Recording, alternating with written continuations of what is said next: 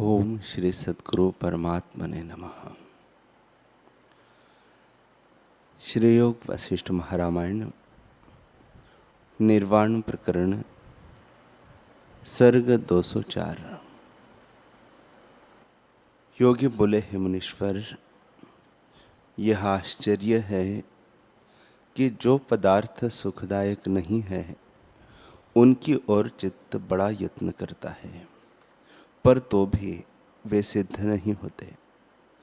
पर वे अयत्न सिद्ध आत्मपद को त्याग देते हैं। जिनको यह जीव सुख जानता है वे सब दुख के स्थान हैं। जिस अपने होने को यह भला जानता है वह अनर्थ का कारण है। जिस देह को जीव सुखरूप जानता है वह सब रोगों का मूल है। जिनको यह भोग जानता है वे इसको दुख देने वाले परम रोग है। और जिनको यह सत्य जानता है वे सब मिथ्या है। जिनको यह स्थिर जानता है वे स्थिर नहीं, चल रूप है। जिनको यह रस जानता है वे सब विरस है। जिनको बांधव जानता है वे सब अबांधव और दृढ़ बंधन रूप है। जिसको यह सुख देने वाली स्त्री जानता है वह सर्पिणी परम विष उगलने वाली है। उसका कांटा मर जाता है फिर नहीं जीता, अर्थात आत्मपद में स्थित नहीं होता। हे मुनीश्वर, मैं देह को परम आपदा का कारण जानता हूं। इसके निवृत्त होने पर जीव परम पद को प्राप्त होता है। जिन पुत्र धन आदि को यह जीव संपदा जानता है वे परम दुख रूप आपदा है। इनमें सुख कदापि नहीं। यह बात मैं सुनकर नहीं कहता, मैंने देखकर विचार किया है, विचार करके अनुभव किया है और अनुभव करके कहा है कि यह संसार माया मात्र है। बड़े बड़े स्थानों में भी मैं गया हूं, परंतु सार पदार्थ मुझको कोई नहीं देख पड़ा। स्वर्ग में नंदनवन आदि काष्ठ रूप ही दिखे। मृत्युलोक में आकर देखा तो पंचभूत ही देखे। शरीर में रक्त मांस हाड़ मूत्र आदि देखे। ऐसे शरीर में जो अहम प्रत्यय करते हैं उनको मैं धिक्कार देता हूं।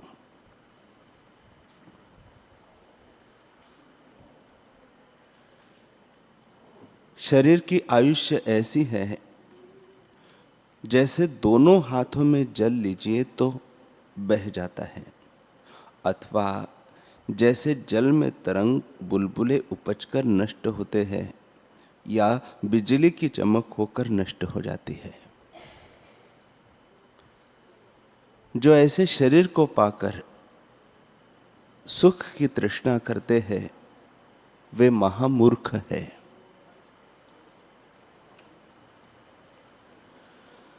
बाल अवस्था तरंग की नाई नष्ट हो जाती है। यौवन अवस्था बिजली की चमक से छिप जाती है। वृद्ध अवस्था में केश श्वेत हो जाते हैं और दांत घिसकर गिर पड़ते हैं। जैसे नीचे स्थान में जल स्थिर हो जाता है वैसे ही सब रोग वृद्ध अवस्था में घेर लेते हैं और तृष्णा दिन दिन बढ़ती जाती है। हे मुनीश्वर, उस समय सब पदार्थ जर्जर हो जाते हैं और तृष्णा जवान होती है। जैसे वसंत ऋतु की मंजीरी बढ़ती जाती है और जो सुख भोग प्राप्त होकर बिछुड़ जाते हैं उनका दुख होता है। हे मुनीश्वर, इस प्रकार इनको असत्य जानकर मैं स्वरूप में स्थित हुआ हूं। यदि पांचों इंद्रियों के इष्ट विषय की बड़ी उत्तम मूर्ति रखकर उपस्थित हो तो भी मुझको आकृष्ट नहीं कर सकते। जैसे मूर्ति की लिखी कमलिनी भौरे को नहीं खींच सकती, वैसे ही मुझ सरीख को विषय नहीं चलायमान कर सकते। हे मुनीश्वर, तुम्हारा शरीर मैंने अवज्ञा करके डाल दिया है, विचार से नहीं फेंका। ब्रह्मा विष्णु रुद्रादि जो त्रिकालज्ञ है, वे भी इस चर्म दृष्टि से नहीं देख सकते। जब विचार से देखते हैं तभी जानते हैं। इस कारण विचार बिना मैंने तुम्हारा शरीर फेंक दिया। अब तुम क्षमा करो। योगेश्वर विचार से ही भूत, भविष्य और वर्तमान को जानता है। इन नेत्रों से तो वही जाना जाता है कि जो अग्रभाग में होता है, विशेष नहीं जाना जाता है। इस कारण मुझसे तुम्हारा शरीर गिरा है।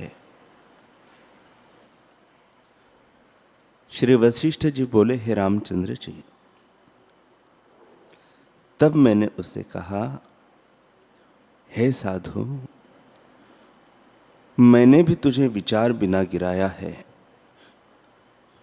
कि विचार बिना मैं उठ गया था। यह कुटी मेरे अंतवाहक संकल्प में थी, सो मैं अपने स्थान को चला। इस कारण यह कुटी गिर पड़ी और तुम भी गिर पड़े।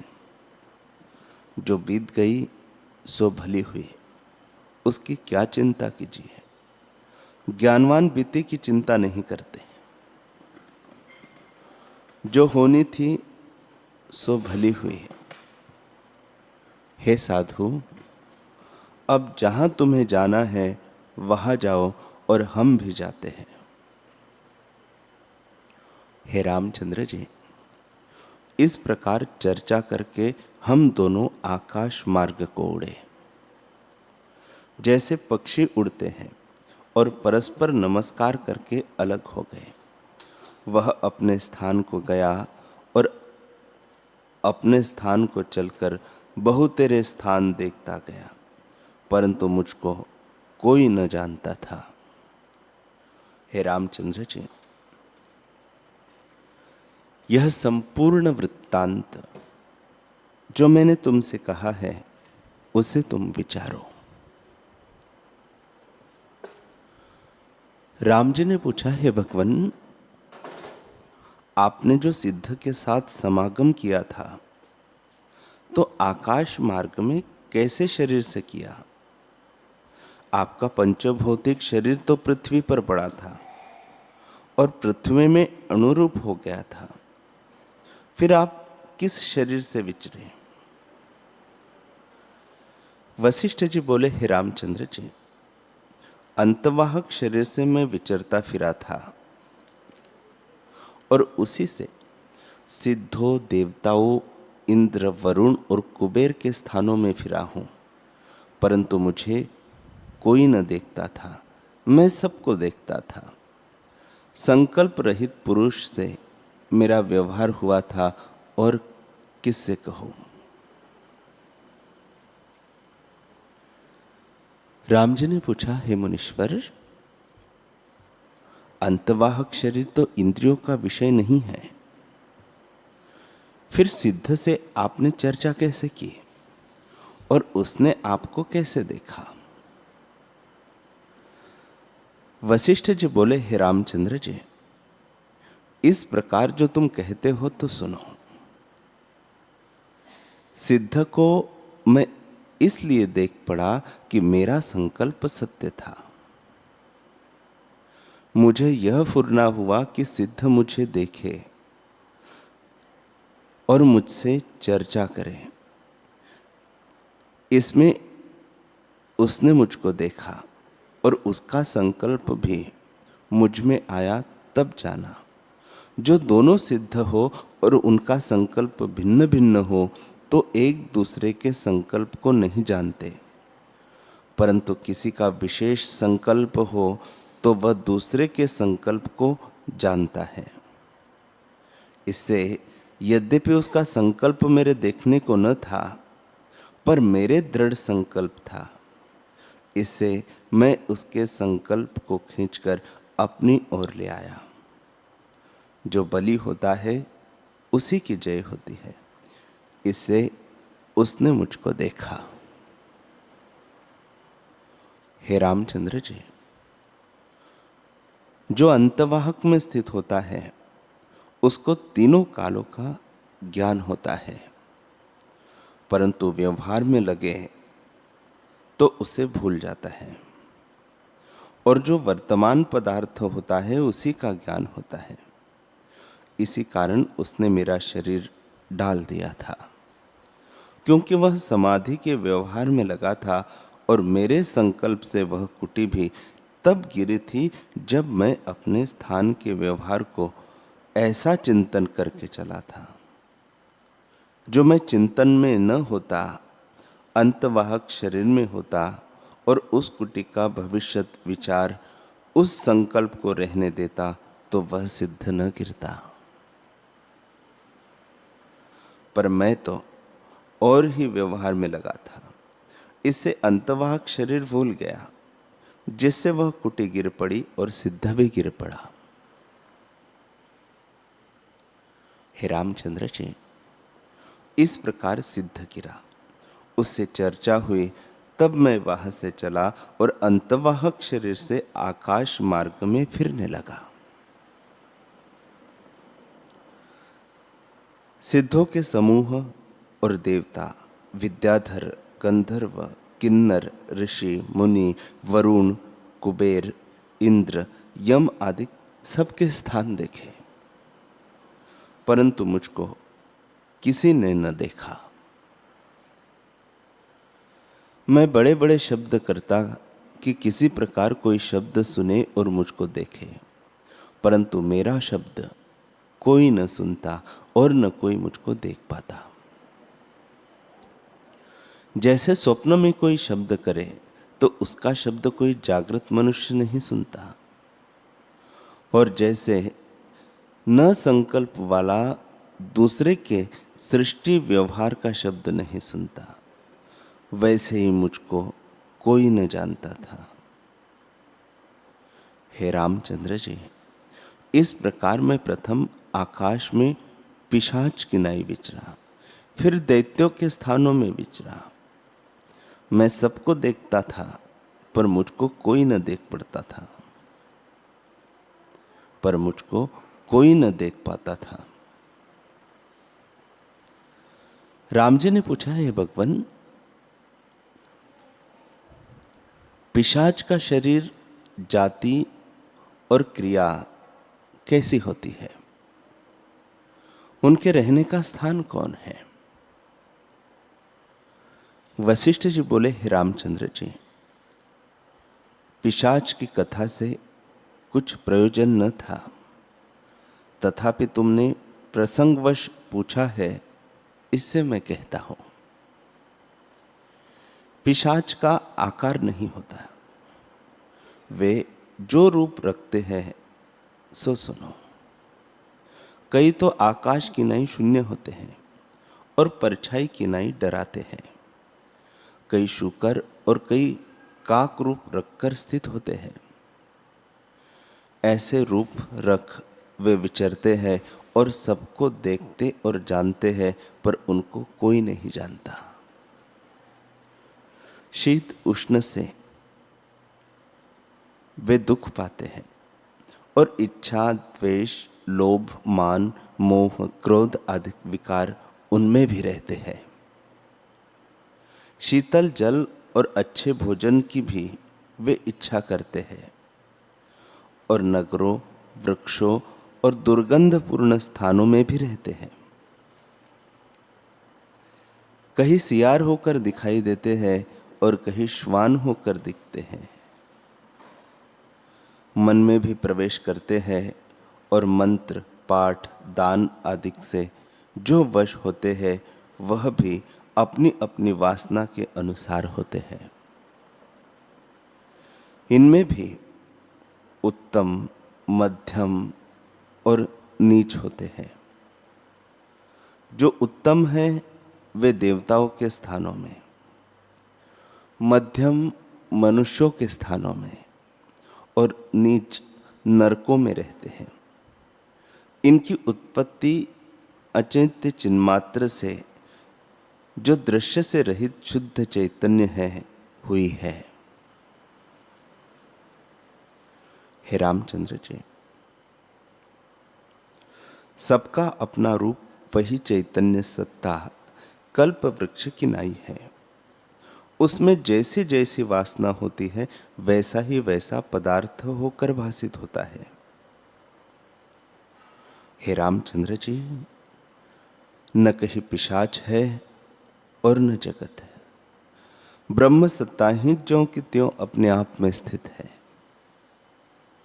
शुद्ध आत्म तत्व मात्र में किंचन अहम होकर फुरा है, उसी को जीव कहते हैं।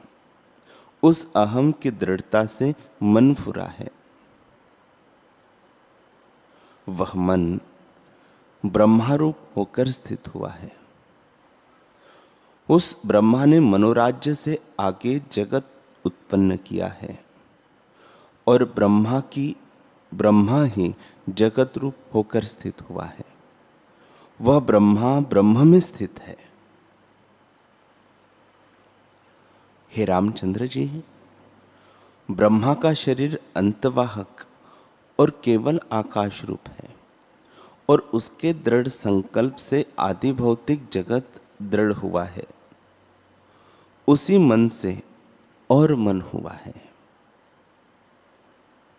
हे रामचंद्र जी, जैसे ब्रह्मा का शरीर अंतवाहक है, वैसे ही सबका शरीर अंतवाहक है, परंतु संकल्प की दृढ़ता से आदि भौतिक भासित होता है और सब मन रूप है, परंतु दीर्घकाल का स्वप्न है। वह जागृत होकर स्थित हुआ है, इससे दृढ़ भासित होता है। जिनको शरीर में अहंकार है उनको जगत आदि भौतिक भासित होता है और जो प्रबोध रूप है उनको सब जगत संकल्प रूप है। वास्तव में कुछ उपजा नहीं। न तुम हो न मैं हूं, न ब्रह्मा है और न जगत है, सभी ब्रह्म रूप है।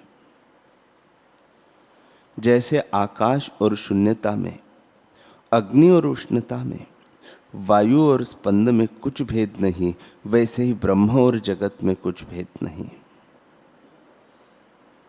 ब्रह्मा और जगत दोनों अज है। न ब्रह्मा ही उपजा है और न जगत ही उपजा है, दोनों ब्रह्म रूप है। जो ब्रह्म से भिन्न दिखता है वह भ्रांति मात्र है।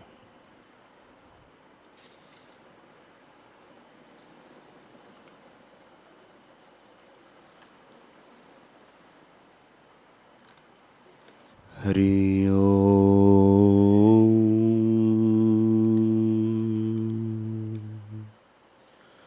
हरि ओम।